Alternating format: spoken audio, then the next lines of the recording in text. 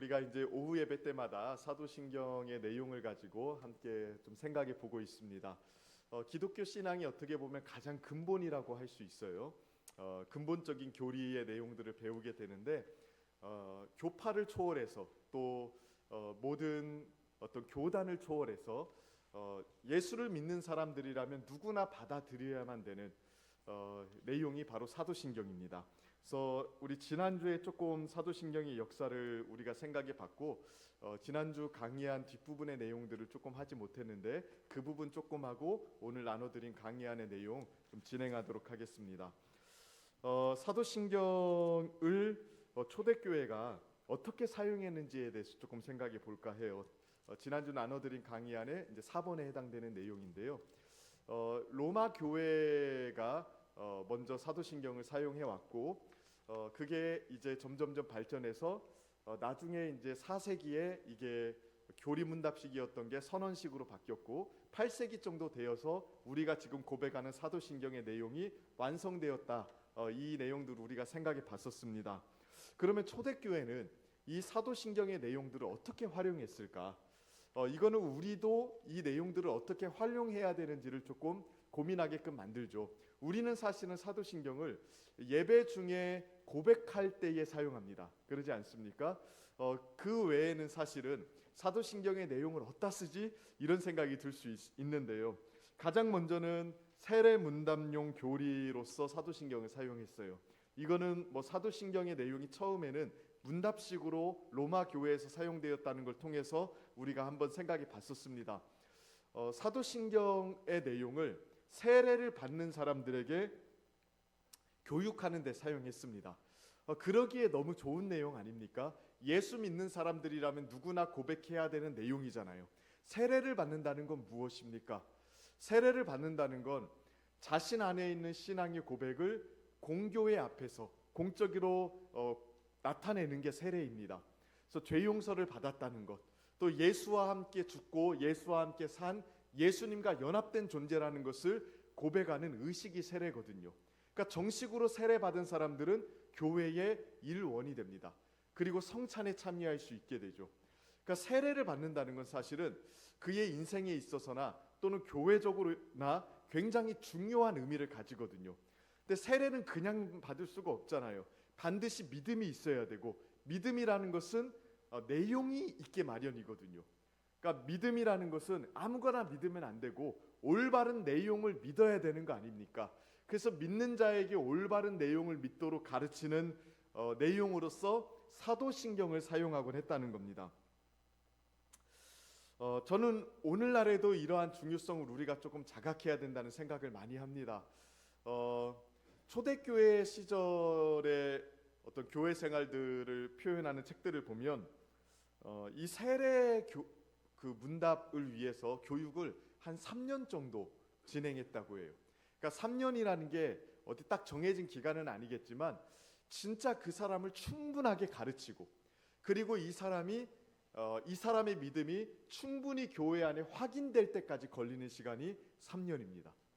그러니까 그냥 등록카드 쓰고 믿어요 이러면서 와가지고 이렇게 세례 받는다고 되는 게 아니고 진짜 이 사람 안에 참된 믿음이 있는가, 그리고 그 믿음이 바른 지식에 근거한 것이고 또 바른 지식에 근거한 믿음이 올바른 삶을 통해서 나타나고 있는가, 여기까지 점검하는데 한 3년 걸렸던 겁니다. 그래서 이런 것들은 우리가 조금 고민해 볼 필요가 있는 부분을 제공해 주죠. 진짜 충분한 믿음의 소양과 또 윤리와 지식을 가지고 우리가 참된 신앙을 고민하는가. 오늘날에는 사실은 진짜 그 신앙이 참된 신앙인지를 많이 고민하지 않는 경우가 많아요. 어쨌든 교회들마다 약간의 어떤 좀 안 좋은 말이지만 숫자에 대한 어떤 강박들, 어떻게든 많은 성도의 수가 모여야 되고 또 많은 성도의 수가 모이는 게 교회의 선이라는 좋은 현상이라는 생각들이 많이 있다 보니까요, 어떻게든 세례자 수를 많이 늘려내고 또 교회 등록자 수를 많이 늘려내는 게 목표가 되어 버렸습니다. 물론 교회 안에 하나님께서 부흥의 역사를 주시고 또 복음의 능력을 허락하셔서 진짜 많은 사람들이 주님께 돌아오는 일들이 있어야 됩니다. 저는 우리 교회 안에 세례받는 사람들이 늘어났으면 좋겠습니다. 진짜 안 믿는 사람들이 믿게 되는 일들, 또 안 믿는 사람들이 참된 믿음을 가지고 예수의 몸된 공동체에 소속되는 그러한 놀라운 일들이 우리 교회 안에 많이 있기를 기도합니다. 그러나 이런 일들이 단순히 숫자가 많아지는 게 좋다는 논리에 의해서 추구될 때에 참된 신앙을 점검하는 일들이 소홀히 되는 경우들이 많이 있었거든요. 저는 사실 또 이렇게 군대 얘기를 할 수밖에 없는데 제가 군생활 빡세게 하지 않았거든요. 되게 설렁설렁했는데도 그 군목으로 복무를 하다 보니까 진중 세례식이라는 걸 합니다. 진중 세례식이 뭐냐면 진짜로 지금은 이제 이런 것도 많이 없어졌습니다. 강요하거나 이런 건 없었는데 어쨌든 훈련소에 우리 친구들이 들어오면 기독교, 천주교, 불교, 좀 큰 부대는 이제 원불교까지 있는데 보통 기천불교 중에 하나의 종교를 좀 택하도록 권유를 하곤 했었습니다. 그래서 이제 세례받지 않은 친구들은 5주간의 군사훈련을 마칠 마지막 주에 세례식을 거행을 해요. 이거는 뭐 기독교뿐만 아니라 천주교나 불교도 마찬가지입니다. 그런데 이제 여기에 뭐가 달려 있냐면 그 부대 내에 신자 수에 따라서 이제 그 해에 군목을 몇 명 뽑을지, 법사를 몇 명 뽑을지, 신부를 몇 명 뽑을지 이 티오가 정해집니다. 그러니까 군대 안에 기독교 수가 많아져야 목사가 많이 들어갈 수 있는 거예요. 이게 김영삼 대통령이 만든 거거든요. 목사가 많이 들어갈 수 있는 거고, 또 불교 수가 많아지면 이제 스님이 좀 많이 들어가는 거고, 이런 논리로 따지다 보면요, 예를 들어서 신천지가 많아지잖아요. 그럼 신천지 목사가 들어갈 수가 있는 겁니다. 그러니까 그런 구조긴 한데 어쨌든 지금까지 제가 사역했을 때는 목사의 수가 압도적으로 많긴 했어요. 기독교가 많으니까. 근데 이러한 것들이 달려 있다 보니까 어쨌든 간에 세례를 많이 줘야 된다라는 어떤 그런 경쟁의식 아닌 경쟁의식이 있습니다. 그래서 이제 형제들에게 세례를 많이 받도록 권유하고, 또 신교대를 담당하고 있는 저 같은 이제 목사들이 세례 교육을 5주간 진짜 열심히 하려고 노력을 합니다. 근데 문제는 뭐냐면 진짜로 안 믿는 사람이 참된 믿음을 가져서 세례를 받는 거는 좋아요. 그게 성경적입니다. 그죠? 성경에서 세례는 성례이기 때문에, 거룩한 예식이기 때문에 아무렇게나 남용될 수가 없습니다. 그러니까 성찬도 남용될 수가 없잖아요. 성찬에 자격이 있는 사람들만 먹을 수 있잖아요. 마찬가지로 세례도 마찬가지입니다. 남용되어서는 안 되는 거룩한 예식이죠. 그런데 저는 늘 갈등이 있었어요. 진짜 참된 믿음을 인치는 의식인데 이렇게 해도 되나? 진짜 이렇게 줄을 쫙 서거든요. 한 200명, 300명 이렇게 받거든요. 줄을 쫙 서고 이제 이름 확인하고 이 사람의 믿음을 확인할 수가 없습니다. 무릎 꿇으면 그냥 이렇게 주거든요. 그리고 이게 또 많이 줘야 되다 보니까 기독교와 불교와 천주교 사이에 나름대로의 그 경쟁이 조금 있습니다. 그래서 두 가지 품목에서 경쟁해서 승리해야 돼요. 첫 번째로는 간식이 좋아야 됩니다. 그날. 그래서 우리는 일단은 그 당시 이제 이삭 토스트가 좀 핫했기 때문에 이삭 토스트 따뜻한 걸로 이렇게 이제 주문을 해서 줬고요. 두 번째로는 세례자들에게 주는 선물이 있어요. 아주 군 생활에 유용한 아이템들, 선크림 같은 거, 뭐 이런 거 이제 피부 관리할 수 있는 템들, 이런 것들이 이제 막 넣어서 준단 말입니다. 그러다 보면 막 이제 재세례 받는 애들도 있어요. 세례 2번씩 받아요. 이름이 막 요한인데 세례 받으려고 무릎 꿇고 앉아 있어요. 그래서 요한아, 너 세례 받지 않았니? 이렇게 물어보면 목사님 저 진짜 새로운 마음으로 살고 싶습니다 이러면서 세례 받고 막 그래서 제가 그냥 기도만 해주고 선물을 줄 테니까 기도만 해줄게 이러고 이제 보내기도 했었는데 그때 참 갈등이 많았습니다. 나름대로 내적으로는 제가 이제 맨 막내다 보니까 이제 그 윗부대 상급 목사님께 항명할 수는 없고, 또 그 목사님이 참 좋으신 분이라서 이런 고민들을 좀 나눴던 적들이 많아요. 그리고 그 목사님도 정통신앙이 굉장히 투철하신 분이셔서 이런 고민을 같이 가지고 있어서 이게 맞나 이런 생각을 많이 하곤 했었습니다. 근데 세례라는 게 이제 그런 거예요. 진짜 참된 믿음을 가진 사람에게 주는 거거든요. 그래서 남용되어서는 안 됩니다.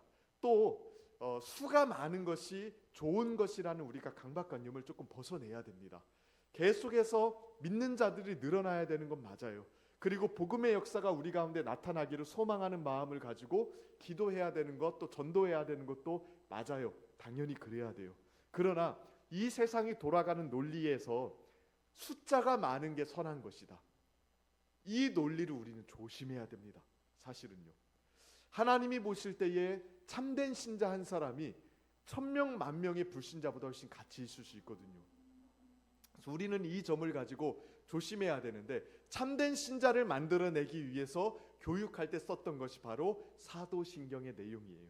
그래서 저는 우리가 직접적으로 오후에 이렇게 사도신경을 가르치는 내용들 뿐만 아니라 진짜 사도적 신앙 고백이라고 이야기하죠. 참된 진리를 올바르게 고백하는 일들이 우리 성도들 안에, 또 우리 다음 세대 자녀들 안에 많아졌으면 하는 바람이 큽니다. 그래서 우리 재상의 공동체는 바른 신앙의 고백 안에 굳게 서 있는 은혜가 있기를 축복합니다. 두 번째 사용처는 뭐냐면 이단의 공격으로부터 교회를 방어하는 것이었어요. 사도신경의 내용들 하나하나가요, 그냥 만들어지지 않았습니다.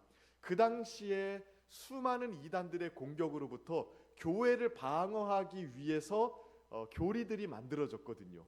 그러한 차원에서 사도신경의 내용이 정교화되기도 하고요, 다듬어지기도 했습니다. 사도신경뿐만이 아니죠. 사실은 기독교의 많은 신앙 고백이라든가 또 공적인 어떤 신경이라든가 문서 같은 것들이 거의 대부분은 이단들과의 치열한 논쟁을 통해서 만들어지는 경우들이 많이 있었습니다. 대표적으로 초대교회에 3가지 이단이 있었대요.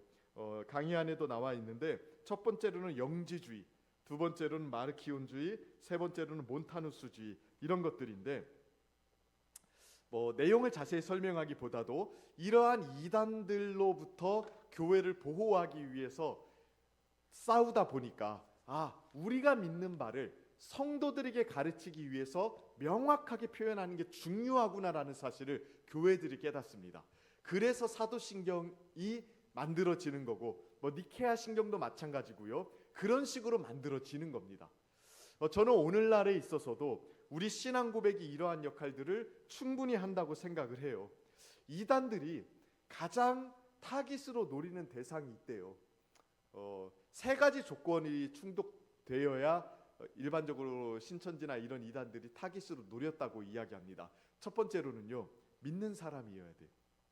그러니까 그 이단들도 안 믿는 사람에게 성경을 가르쳐서 결국 이만이나 아니면은 장길자나 이런 사람들이 하나님이다라는 그러한 어떤 신앙을 불어넣기가 어렵다는 걸 그들도 압니다. 그래서 타깃으로 노리는 게 믿는 사람들이에요. 믿는 사람들을 속여서 그렇게 믿도록 만드는 거는 안 믿는 사람들을 믿게 만드는 것보다 쉬운 거를 알아요. 그래서 1차적 타깃이 믿는 사람이고요. 두 번째로는 믿는 사람들 중에 일단 착해야 돼요. 그러니까 오라고 하면 와야 되고, 성경 공부하자면 가야 되니까 착해야 돼요. 그리고 세 번째로는요, 어느 정도 지성적인 관심이 있어야 됩니다. 그러니까 착한데 성경 공부하는 걸 너무 싫어해. 그러면 전도가 안 돼요, 걔네들은. 근데 착한데 지식적인 호기심도 있어요. 그리고 교회 생활을 어느 정도 했어. 이런 사람들이 일반적으로 이단의 타깃이 됩니다. 그래서 오늘날 이단으로 넘어간 대부분의 사람들이요, 믿는 사람들이 진짜로 많아요. 그리고 지금도 사실은 이단들의 공격들이 굉장히 많이 있지 않습니까? 저는 물론 이단들을 조심해야 됩니다. 우리가 늘 주의하고 배격해야 되지만 이단에 넘어가 있지 않을 수 있는 가장 좋은 방법은 정통신앙을 제대로 배우는 거예요. 제가 지난번 교회에서 청년부 사역을 할 때요, 그때 제가 그 교회에서 청년부 사역을 하기 전에 한 7, 8년, 6, 7년 전에 신천지가 그 청년부에 들어왔었던 적이 있답니다. 그래서 청년부에 한 1, 2년, 3년 정도 이렇게 열심히 해가지고 이 신천지 애들이 그 임원진을 다 장악한 거예요. 신천지가. 그리고 진짜 너무 이쁘게 신앙생활하고 열심히 하다 보니까 이제 교회 평가도 좋고요. 근데 한번 그 신천지의 내부 명단이 그 온라인에 폭로된 적이 있어가지고 거기서 대조해서 보니까 이제 그 친구들이 있었던 거죠. 그래서 이제 쫓아냈던 그런 경험들이 있는 공동체였어요. 근데 제가 이제 사역을 하다 보니까 새신자들이 좀 오기 시작했어요. 꽤 많이 오기 시작했는데 이제 일각에서는 그런 걱정을 많이 하더라고요. 목사님, 신천지면 어떻게 하려고 그렇게 자꾸 받습니까? 그럼 뭐 어떻게 안 받을 수 있나요? 그래서 제가 그래, 그 말도 맞는데 그러면 어떻게 검증을 할 수 있지? 이 생각이 들더라고요. 사실은 검증할 수 있는 방법이 있을까요? 없어요. 없어요. 뭐 어떻게 할 거예요? 뒷조사를 하기도 어렵고, 그리고 그 친구들은 일반적으로 예를 들어서 대잔 뭐 이렇게 우리 재상교회에 침투해서 뭐 우리가 사람을 빼가자라고 했을 때 신천지에서 바로 오지 않습니다. 다른 교회 두세 군데를 거쳐서 이렇게 옵니다. 그래서 과거 세탁을 하는 거예요. 그러니까 과거에 어디 교회 다녔다고 이제 적어놓고 이렇게 등록 카드를 써도 그 교회 물어보면 그 교회 다녔다는 게 표시가 있습니다. 그러니까 분간을 할 수가 없어요.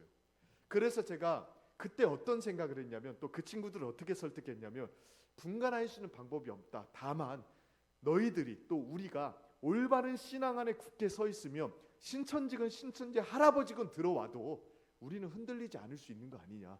신앙을 지키는 거는 뭐가 가짜인지를 가려내느라 서로 의심하고 막 뒷조사하고 이러는 게 아니고, 우리가 신앙인으로서 올바른 신앙 안에 굳게 서 있으면 이겨낼 수 있다. 그렇게 이단은 극복해 나가야 되는 겁니다. 그래서 우리 재상교회 성도님들 마음속에 이 굳건한 신앙이 있기를 축복합니다. 특별히 우리 자녀들, 또 우리 청년들, 진짜 이단의 위험이 도사리고 있습니다. 그럴 때마다 뭐가 가짜인지 뭐가 진짜인지 제대로 분간하지 못할 게 아니고, 우리가 올바른 신앙 안에 굳게 서면 분간할 수 있습니다. 그리고 분간할 수 있어야만 되고요. 그래서 이 사도신경의 교리적인 내용이 그러한 것에 많은 도움을 준다는 것 유념하면서 잘 배워나갔으면 좋겠습니다.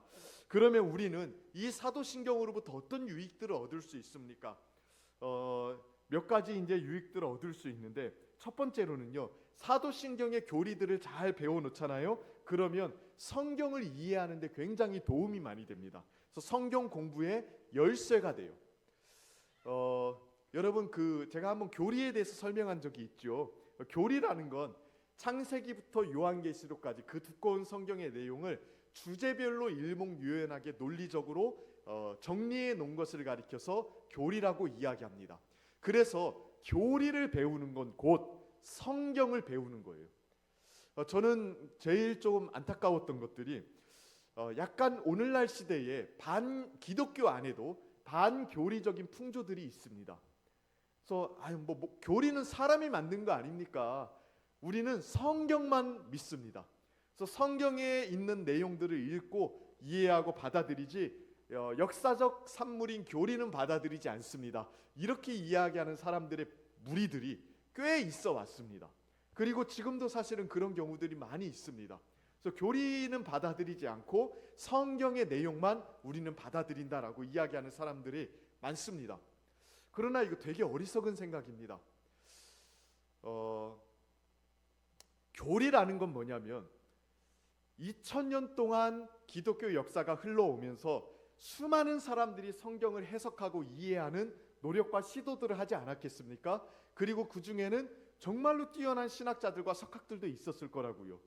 교리는요, 그러한 성경 해석의 결과물로 우리에게 주어진 거예요. 그러니까 인간이 그냥 내 나름대로 한번 성경을 정리해 볼까 하면서 쓱 써가지고 이제부터 이거 우리가 성경의 내용인 줄 알고 믿어야 돼, 이렇게 말하는 게 아닙니다. 이단들은 그런 식으로 교리를 만들겠죠. 근데 기독교 교리는 2000년 동안의 성경의 해석이 누적되어서 만들어진 겁니다. 신론, 하나님에 대한 교리는 하나님에 대한 성경 해석이 오랫동안 누적이 되고 그 성경 해석의 난점들이 계속해서 논쟁됨으로써 그 결과로 탄생한 거예요. 그러니까 성경 해석 따로 교리 따로 이런 거는 존재하지 않아요. 교리는 성경 해석의 결과입니다. 그러니까 성경 해석을 제대로 하려면요, 교리를 알아야 돼요. 그리고 교리를 배운다는 것은 곧 성경을 배우는 것과 동일한 것입니다. 그래서 그 종교개혁 시대만 해도 그래요. 그 주일학교에 성경을 가르친다는 건 뭐였을까요?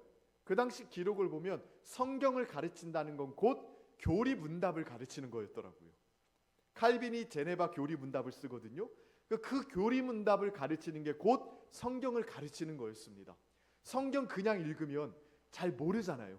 그러니까 2000년 역사의 성경 해석의 누적물인 교리를 먼저 가르쳤어요, 자녀들에게.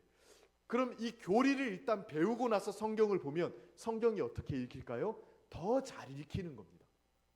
그래서 교리는 성경을 이해하는 열쇠가 돼요. 그래서 우리 성도님들 교리 잘 배우셔야 됩니다. 교리 잘 배우셔야 성경에 대한 이해가 넓어지고요. 성경을 정확하게 해석을 할 수가 있습니다. 그래서 개인적으로는 그 좀 교리책들 있잖아요. 그 조금 이렇게 두껍더라도 이 교리책들을 침대 맡에 하나씩 두고 사십시오. 그래서 이 불면증 치료하는데 기가 막히거든요. 그래서 매일 한 15분씩만 난 교리책을 읽고 잔다. 그러면요, 아무리 두꺼운 책도요 한 6개월, 7개월이면 읽을 수 있어요. 그러니까 그 독서라는 것은 한 번에 앉아서 막 몇백 페이지 읽으려면 그거 안 되거든요. 그리고 그렇게 읽는 게 그렇게 효과적이지도 않습니다. 그래서 좋은 교리책들 있죠. 예를 들면 뭐 칼빈의 기독교 강요 이런 책들, 아니면은 웨인 그루뎀의 조직 신학 뭐 이런 책들 좋은 책들 하나 딱 사가지고요 매일 조금씩 읽는 겁니다. 그러면 한 6개월이면 한 번 정도 읽거든요. 진짜로요. 그렇게 해서 여러 번 같은 교리책을 여러 번 띄는 거예요. 그러면 교리의 실력이 진짜 많이 늡니다. 아멘을 안 하시는군요. 두 번째로는요, 기독교 세계관을 형성하는 데 도움이 많이 돼요. 세계관이라는 게 뭐예요? 안경 같은 거거든요. 저도 이제 안경을 쓰는데 안경을 벗으면요, 약간 못생겨지기도 하지만 잘 보이지도 않아요. 난시 때문에. 안경을 쓰면은 명확하게 보이죠. 그 사도신경의 교리라는 건 세상을 올바르게 볼 수 있는 안경을 제공해줘요. 보세요. 전능하사 천지를 창조하신 하나님 아버지를 내가 믿사오며. 이거를 믿는 사람은 세상을 어떻게 볼까요? 벚꽃이 많이 피지 않았습니까? 그리고 여기 우리 교회 동백꽃 너무 예쁜 것 같아요. 그렇죠? 이런 게 폈단 말이죠. 전능하사 천지를 창조하신 하나님 아버지를 내가 믿습니다. 이 고백을 가지고 이 안경을 끼고 세상을 바라보는 사람은 벚꽃이 핀 게 그냥 보이지 않을 거예요. 와, 하나님이 이렇게 아름다우신 분인가. 또 하나님이 우리 같은 사람들에게 이런 것 보도록 이렇게 좋은 것들을 주셨구나. 이러면서 감사의 마음이 넘치게 되잖아요. 또 신앙 고백에 보면 하나님 아버지를 믿는다고 이야기했잖아요. 그럼 하나님을 아버지라고 믿는 사람이 그 안경을 끼고 세상을 보면 어떨까요? 하나님이 우리의 아빠가 되어주셔서 필요한 것들을 공급해 주시니까 불안과 두려움과 염려는 걷어낼 수 있겠죠. 그러니까 세상을 바라보는 안경을 끼워준단 말입니다. 그러니까 사도신경의 안경을 끼고 세상을 바라봐야 올바른 시각과 태도를 가지고 세상을 살아갈 수 있는 겁니다. 그래서 이 안경 도수에 잘 맞게 착용하시기를 축복합니다. 세 번째로는요, 사도신경 기독교인의 신분증 같은 거예요. 아까 이게 세례 교육할 때 쓰였던 내용이라고 말씀드렸고요. 또 공교회의 신앙 고백이라고 했습니다. 그러니까 모든 교회들이 다 고백하는 내용이라고 말씀을 드렸어요. 그러니까 이 사도신경의 내용을 받아들이고 고백하는 사람들이 곧 그리스도인입니다. 그리스도인이 되었다는 것은 같은 경험을 공유하고 있다는 게 아닙니다. 같은 진리를 공유하고 있다는 뜻입니다. 이게 조금 한 끗 다릅니다. 같은 경험을 공유하고 있다는 게 아니라 같은 진리를 공유하고 있다는 게 곧 그리스도인이 되었다는 의미입니다. 아까 제가 오전에도 잠깐 설명을 해드렸지만 오늘날에는 조금 감성 시대예요. 그리고 주관주의 시대거든요. 그래서 내가 뭘 느끼는가가 굉장히 중요해진 시대가 되어버렸어요. 전도를 해보십시오. 예전에는요, 전도를 하면 사람들이 어떻게 생각을 했냐면, 아, 이게 맞는 말인가? 저 사람이 하는 진리가 진짜 이 세상을 적절하게 잘 설명하는 진리인가를 가지고 고민을 했습니다. 근데 오늘날에는 그거 고민하지 않습니다. 복음을 전하잖아요. 그러면 아, 그거는 당신에게 맞는 내용이겠죠. 저는 저하고는 잘 안 맞는 것 같아요. 라고 반응을 해요. 그러니까 무엇이 객관적인 진리이고 무엇이 올바른 진리인가를 생각하는 게 아니라 뭐가 나랑 잘 맞는지를 고민하는 거예요. 자, 요즘 제일 그 성장세를 보이는 종교가 뭘까요? 기독교는 아니에요. 천주교랍니다. 카톨릭이래요. 카톨릭이 조금 성장세에 있답니다. 그래서 왜 카톨릭이 성장세에 있는가를 봤더니 사람들이 요즘 사람들의 감성에 맞는데요. 그러니까 카톨릭의 그 엄숙하고 굉장히 종교적인 분위기, 또 예식 중심적인 예배가 오늘날 지친 사람들을 캄다운하게 만들고 조금 차분하게 만들어서 그런 정서에 맞는다고 이야기하더라고요. 재밌지 않습니까? 카톨릭을 나가는 사람들은 카톨릭의 교리에 관심이 없습니다. 그 예배당의 분위기에 관심이 있습니다. 성당 가보셨나요? 잘하셨습니다. 그렇죠. 안 가는 게 맞죠. 가보면 성당 기독교 예배당은 굉장히 그 실용적으로 이제 건축이 되고요. 카톨릭은 예술적으로 건축이 됩니다. 그래서 유리창 같은 것도 그냥 이게 아니라 스테인드 글라스 같은 거 하고요. 이렇게 예식을 하기에 참 잘 맞게끔 강대상도 진열해 놓고요. 그런 식으로 되어 있는데, 그러니까 그런 예식이 주는 느낌, 감성, 이런 것들을 오늘날 30대, 40대가 좋아한대요. 그래서 카톨릭의 사람들의 수가 좀씩 늘어간다고 이야기하더라고요. 이거는 우리가 좀 많이 고민해야 됩니다. 우리도 감성을 따라가자 이렇게 결론을 내리면 안 되고, 진짜 오늘날 사람들이 진리를 고민하지 않는구나. 불교와 기독교의 차이가 뭔지 여러분 아십니까? 많은 사람들이요, 뭐 불교나 안 믿는 사람들은 불교나 기독교나 뭐 가르치는 게 비스끄름한데 분위기가 진짜 다르다, 또 겉모습이 진짜 다르다, 이렇게들 많이 얘기하거든요. 근데 여러분 실제로요, 그 예불 드리는데 한번 가보시면 안 되고 그 TV를 통해서 한번 TV를 통해서 보십시오. 아, 저는요 예불 드리는 거 참관을 한번 해본 적이 있습니다. 역시나 군대에서 훈련소 이렇게 있을 때, 그때가 딱 4월 초 8일 날이 껴 있어서 이제 그 쉬는 날이잖아요. 그래서 이제 목사님들하고 불교는 어떻게 예배 드리는가 한번 보러 갈까요? 이러면서 구경 간 적이 있거든요. 깜짝 놀랐습니다. 기독교 예배랑 진짜 비슷해요. 거기도 참불가가 있습니다. 성가대도 있어요. 성가대 심지어. 참불가도 있고요. 설법도 있어요. 너무 비슷해요. 설교처럼 설법도 재미가 없어요. 그래서 사람들 다 절고 그래요. 그러니까 와, 여기가 진짜 교회냐 뭐냐 이런 이 정도로 제가 그때 뭘 느꼈냐면 사람들이 많이 착각하고 있구나. 대부분의 종교를 잘 연구하지 않는 사람들은 불교나 기독교나 가르치는 건 비스구름한데 서로 사랑하자 뭐 이런 거 가르치는데 그 의식에 있어서 진짜 많은 차이가 난다고 생각을 하거든요. 일단 스님들도 뭐 범상치 않잖아요. 머리 깎고 막 그러잖아요.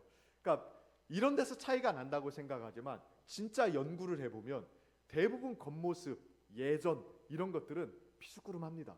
그런데 추구하는 진리가 달라요. 조화될 수 없는 진리의 영역들이 있습니다. 근데 오늘날 사람들은 그런 거 관심이 없죠. 배우려고 하지도 않습니다. 그러다 보니까 그냥 어느 정도 나한테 분위기에 맞는 것들, 나에게 적합한 것을 찾거든요. 진리를 따라야 되는데 우리가 기독교 신앙을 가진 이유가 뭡니까?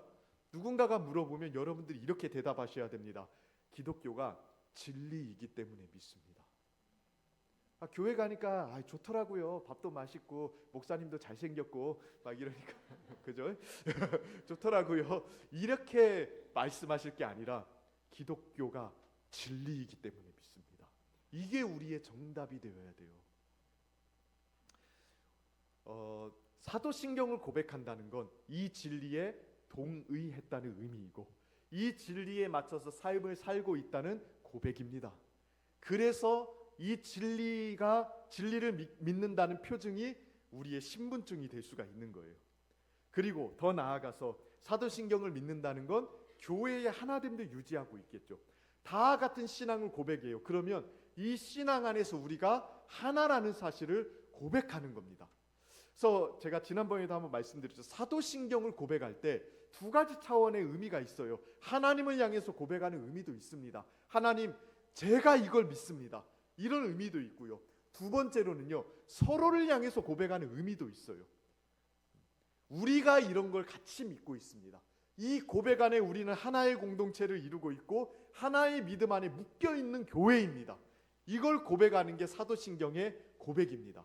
그래서 어떤 그 목사님은 진짜 그 교회 예배는요, 사도신경 할 때 눈을 뜨고 서로를 쳐다보면서 사도신경을 한대요. 저는 예전적으로 굉장히 그 의미가 있다고 생각을 합니다. 눈 딱 감고 이렇게 고백하는 것보다 우리가 같은 신앙 고백을 하고 있다는 그 표시로 서로를 바라보면서 고백을 확인하는 거예요. 너도 그 고백하고 있어? 나도 이 고백하고 있어. 우리는 같은 고백을 가진 사람들이야. 그러면서 교회의 하나됨을 형성해 나가는 것입니다. 그래서 사도신경은 이러한 유익들을 교회에 제공하고 있는 거예요. 자, 사도신경을 배우는 게 중요할까요? 안 중요할까요? 중요합니다. 그러면 우리 두 번째 강의 하나 한번 보실까요? 조금만 하고 마치겠습니다. 그럼 이 사도신경은 어떠한 구조적 특징을 가지는가? 사도신경은 어떠한 내용들이 들어가 있는가를 이제 생각해 볼 텐데, 언제나 내용을 생각해 보기에 앞서서 구조를 먼저 좀 생각해 봐야 됩니다. 여러분 책을 잘 보는 방법 중에 하나가 목차를 잘 보는 거거든요. 그러지 않습니까? 조금 팁을 드리면 책을 좀 잘 읽으려면 일단 목차를 잘 분석해야 됩니다. 그리고 서론을 잘 읽으셔야 돼요. 그리고 나서 중간을 읽기 전에 결론을 한번 읽어보십시오. 그리고 나서 중간 본론을 읽으면 굉장히 잘 읽힙니다, 책이. 그러니까 이게 이 책의 구조를 먼저 분석하는 거거든요. 구조를 먼저 탁탁탁 분석을 하고 내용을 집어넣으면 훨씬 독서가 좋아요. 사도신경도 마찬가지예요. 이 사도신경 안에 담겨진 내용을 확인하기 앞서서 그 사도신경이 어떠한 구조로 짜여져 있는지를 보면 조금 더 파악하기가 쉽습니다. 가장 먼저 사도신경은요, 삼위일체적 구조를 가지고 있어요. 삼위일체적 구조. 그러니까 사도신경의 내용이 삼위일체 하나님에 대한 내용이에요. 성부 하나님에 대한 내용, 성자 예수님에 대한 내용, 성령 하나님에 대한 내용, 이렇게 세 부분으로 구성되어 있다는 겁니다. 하이델베르그 교리문답이라는 우리 개혁교회 아주 보물과 같은 교리문답인데 사도신경을 가르치는 내용이 나와요. 그래서 24문 질문에 보면 사도신경이 어떻게 나뉩니까? 이 질문에 대한 답을 어떻게 하고 있습니까? 같이 한번 강의 한 번 한번 읽어볼까요? 시작. 나뉩니다.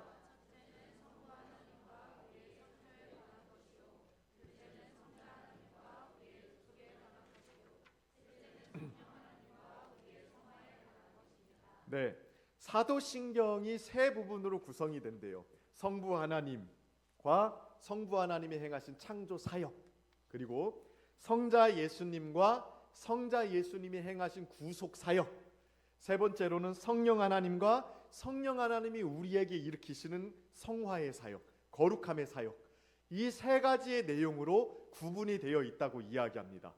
그러니까 우리가 기독교 신앙을 가진다는 건 이 세 가지의 내용을 받아들이고 있다는 걸 의미하죠.